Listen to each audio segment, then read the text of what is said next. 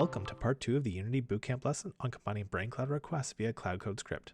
This is the second of a two-part lesson that will use a post-hook Cloud Code script to combine all the brainCloud requests that the example game makes on a successful authentication request. Run the game, and on authentication, click the Console tab. Notice that the reconnect request contains all the data that we included in the post-hook script that we wrote in the previous lesson. In this lesson, we're going to parse this data and remove the subsequent unnecessary brainCloud requests that occur after a successful authentication request.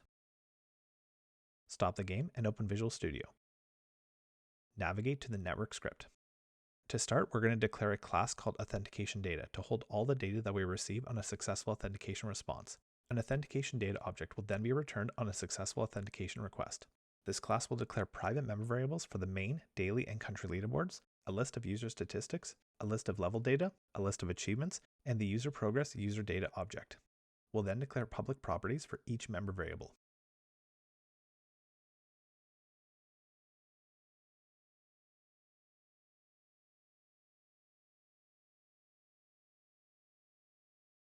Modify the authentication request completed callback delegate to take in a reference to an authentication data object as the parameter. Scroll down and find the handle authentication success method. Just below it, we're going to first declare several methods that we'll use to parse the response data. The first method that's being declared is called parse statistics, and it takes in a reference to the statistics JSON data. In the body of the method, declare a list of statistic objects, along with a few local variables. Then loop through all the elements in the statistics JSON data. Parse the value and description, and then create a statistics object, pass in the key, description, and value as the arguments. Push the statistic object onto the statistics list. Once all the objects have been parsed, return the statistics list. Declare a private method called parse leaderboard. This method takes in a reference to the leaderboard JSON data. In the body, get the leaderboard array from the JSON data. Parse the leaderboard ID, and then declare a list of leaderboard entries along with a few local variables. Loop through the elements in the leaderboard array and parse the rank, nickname, and score. The score will then be converted from milliseconds to seconds and stored as a float. Create a leaderboard entry object, pass in the nickname, rank, and time as the arguments. Push the leaderboard entry object onto the leaderboard entries list. Create a leaderboard object, pass in the leaderboard ID and the list of leaderboard entries as the arguments. Return the leaderboard object. Declare a private method called parse level. This method takes in a reference to the level entity JSON data. Get the level entity array from the JSON data. Declare a list of level data objects along with a few local variables.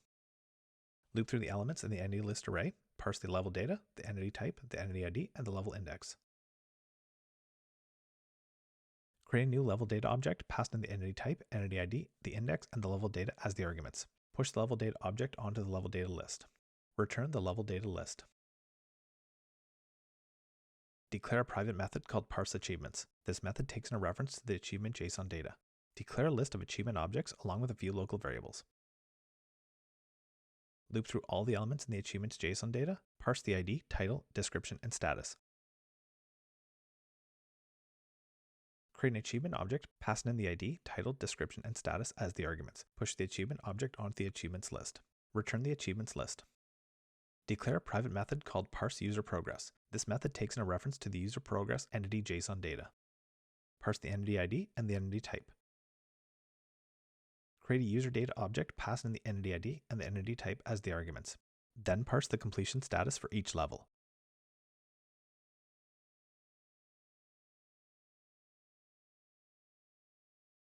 Once that's done, return the user data object.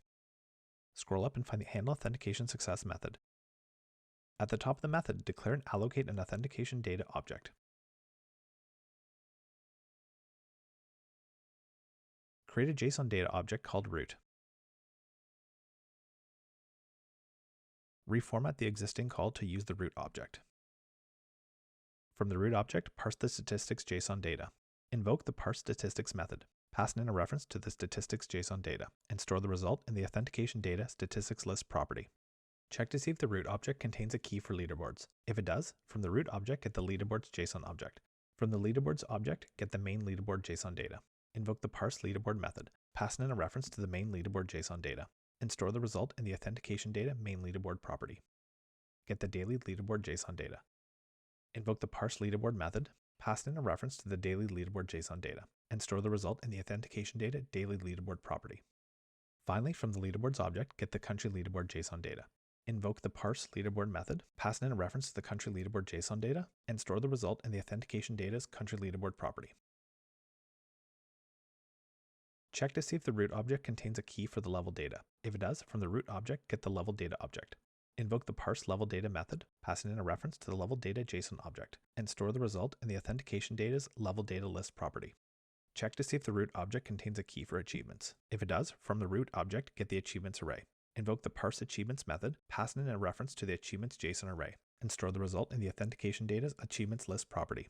Check to see if the root object contains a key for user progress. If it does, from the root object, get the user progress entity object. Invoke the parse user progress method, passing in a reference to the user progress entity JSON object, and store the result in the authentication data's user progress property. Finally, check to see if the root object contains a key for identities. If it does, from the root object, get the identities array. Clear the mIdentityTypes list member variable. Then, loop through the identities array and add each element's key to the mIdentityTypes list member variable. In the completed callback delegate, pass in a reference to the authentication data object. For all intents and purposes, we could save the file here and then navigate to the game class. But first, let's clean up the existing code that could make use of these newly written parse methods. Scroll up and find the request leaderboards method. Delete the selected code. Rename the leaderboard local variable to leaderboard data. Then invoke the parse leaderboard method, pass in a reference to the leaderboard data JSON object, and store the result in a local variable of type leaderboard object. In the completed callback delegate, pass in a reference to the leaderboard object. Scroll down and find the request global entity level data method. Delete the selected code. Delete the local variables. Then delete the entity list field from the entity list JSON object. Invoke the parse level data method, pass in the entity list JSON object as the argument, and store the result in a local variable of type list of level data objects. Scroll down and find the request user statistics method. Delete the selected code. Invoke the parse statistics method, pass in the statistics JSON array as the argument, and then store the result in a local variable of type list of statistic objects. Scroll down and find the request read achievements method. Delete the selected code. Invoke the parse achievements method, pass in the achievements JSON array as the argument, and store the result in a local variable of type list of achievement objects. Scroll down and find the request user entity data method. Delete the selected code. Get the first element from the entities array and store it in a variable of type JSON data called entity data. Invoke the parse user progress method, pass in a reference to the entity data JSON object as the argument, and store the result in the user data local variable. Save the file and then navigate to the game script. Scroll down and find the onAuthentication request completed method. Ensure that this method now takes in a reference to an authentication data object as the parameter. Delete all the network requests. Then hide the connecting dialog and show the main menu. Safety check that the authentication data's level data list is not null. If it isn't null, get the list of level data objects and pass it into the spawner's setLevelData method. Loop through all the level data's elements and set each level's duration and description. In the event that the authentication data's level data list is null, invoke the network's request global entity level data method. Safety check that the authentication data's main leaderboard object isn't null. If it isn't null, invoke the leaderboards manager's add leaderboard method. Pass in the authentication data's main leaderboard object as the argument. However, in the event that the authentication data's main leaderboard object is null, invoke the network's request leaderboard method, passing in the main leaderboard ID constant. Safety check that the authentication data's daily leaderboard object isn't null. If it isn't null, invoke the leaderboards manager's add leaderboard method, passing in the authentication data's daily leaderboard object as the argument. However, in the event that the authentication data's main leaderboard object is null, invoke the network's request leaderboard method, passing in the daily leaderboard ID constant. Safety check that the authentication data's country leaderboard object isn't null. If it isn't null, invoke the leaderboards manager's add leaderboard method, passing in the authentication data's country leaderboard object as the argument. In the event that the authentication data's country leaderboard object is null, invoke the network's request country leaderboard method. Get the statistics list from the authentication data. Invoke the statistics manager's setStatistics method, passing in a reference to the statistics list. We didn't need to safety check the statistics data since it's always returned as part of the authentication response data. Safety check that the authentication data's achievements list is not null. If it isn't null, get the achievements list from the authentication data. Then invoke the Achievements Manager's setAchievements method, passing in the achievements list as the argument. In the event that the authentication data's achievements list is null, invoke the network's request read achievements method. Safety check that the authentication data's user progress object is not null. If it isn't null, assign the authentication data's user progress object to the muser data member variable. In the event that the authentication data's user progress object is null, invoke the network's request user entity data method.